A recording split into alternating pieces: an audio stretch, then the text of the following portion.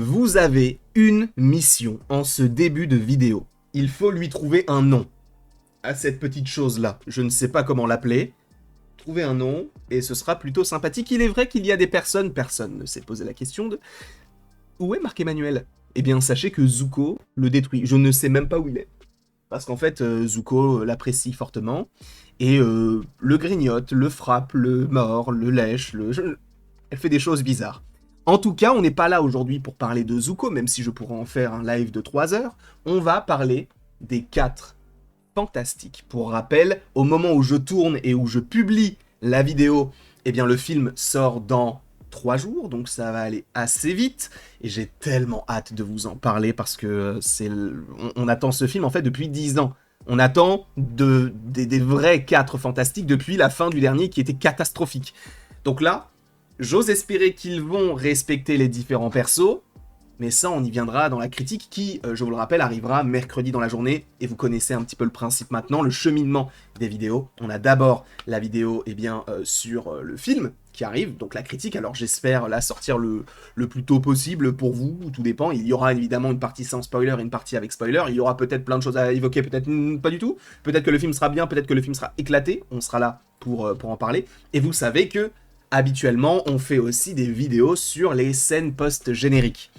Et c'est le sujet de cette vidéo parce qu'on a eu des informations, en tout cas des choses plutôt intéressantes qui sont sorties il y a de cela maintenant quelques temps.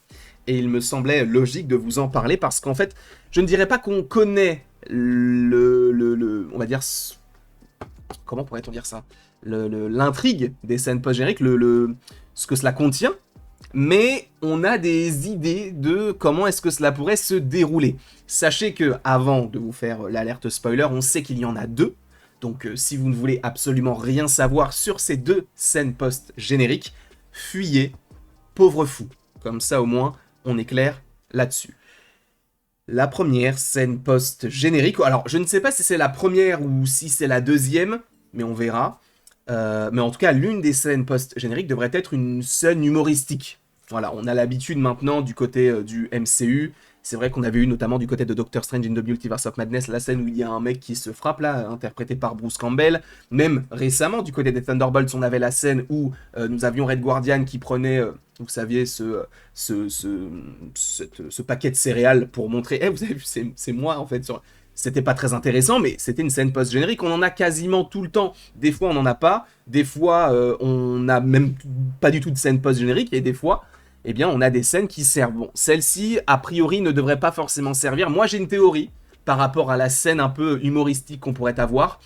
Je pense que cela pourrait concerner un personnage en particulier. Alors là, ce n'est que mon hypothèse par rapport à un film que je n'ai pas vu. Donc, vous en ferez ce que vous voulez. Et d'ailleurs, n'hésitez pas, vous, aussi dans les commentaires, à me donner vos meilleures théories par rapport à tout ça, mais moi, c'est vrai que j'imagine le fait que, possiblement, ce soit une scène avec Moleman. Moleman, donc l'homme taupe interprété par Paul Walter Hauser, qu'on a d'ailleurs vu récemment dans des différentes images. Bon, il y a de plus en plus de TV spots qui sortent. Moi, j'essaye de m'en éloigner le plus possible, et je sais que vous m'envoyez d'ailleurs des photos de... je vais essayer de vous montrer de ce personnage-là.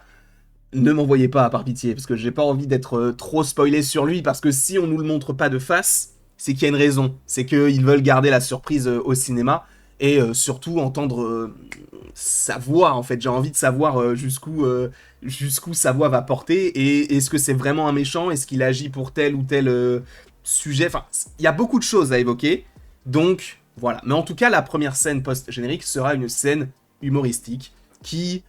pour le coup, ne va pas forcément servir à grand chose. On verra ce qu'il en est par rapport à celle-ci, mais voilà un petit peu ce qu'on sait par rapport à la première. Alors c'est soit la première, soit la deuxième, mais je pense que cela pourrait être la première, un peu comme les Thunderbolts. On avait d'abord la scène post-générique avec le paquet de céréales, et après on avait la scène qui nous menait vers Avengers Doomsday. Et c'est là qu'il va falloir parler de la seconde scène post-générique. Vous le savez, ce film est le dernier avant Spider-Man Brand New Day, pour l'instant. Sachant que Spider-Man Brand New Day, pour rappel, c'est Spider-Man 4, réalisé par Destin Daniel Cretton, tout ça. Je ne dis pas qu'il va y avoir une connexion entre ce film-là et Spider-Man.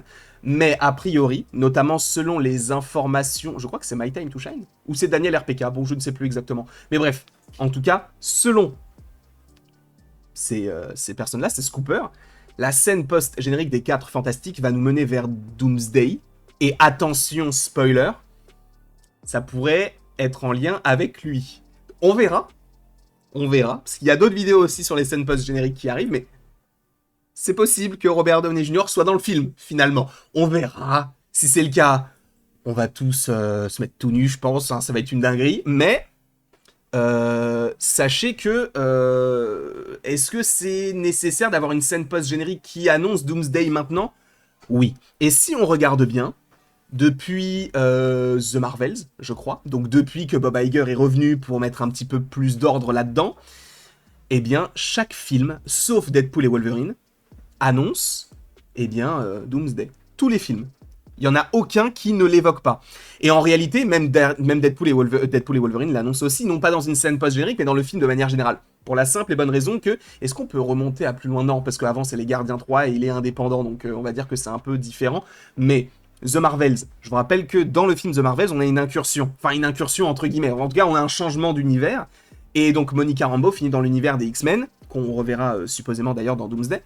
Et où on voit le fauve, on a la musique, on a même donc l'actrice qui va jouer Binary, donc je ne sais plus comment elle s'appelle, c'est Teyona Paris, c'est Maria Rambeau, mais c'est Monica Rambeau, mais Maria Rambeau, je ne me souviens plus, mais bref, vous la connaissez, vous connaissez le nom de l'actrice. Mais bref, on avait d'abord cette scène-là du côté de The Marvels. Ensuite, on a eu Deadpool et Wolverine qui, dans tout le film, nous parle du TVA, un nouveau concept, donc les agglomérateurs, des persos qu'on reverra par la suite d'ailleurs dans les films Avengers Doomsday et Avengers The Secret Wars. Jusque-là, bon, vous comprenez, vous avez capté. Mais, et il y a un petit mais, on a eu Captain America Brave New World. À la base, il y avait une scène post-générique qui n'avait rien à voir avec ce qu'on a eu ici. Je vous rappelle que dans la scène post-générique de Captain America Brave New World, on a tout simplement Captain America qui va voir le leader, tu ne sais pas pourquoi. Et le leader qui lui dit, de nulle part, j'ai tout analysé. Et sachez qu'il y a des versions multiples de vous qui arrivent. Et vous ne pourrez pas faire grand-chose à tout ça.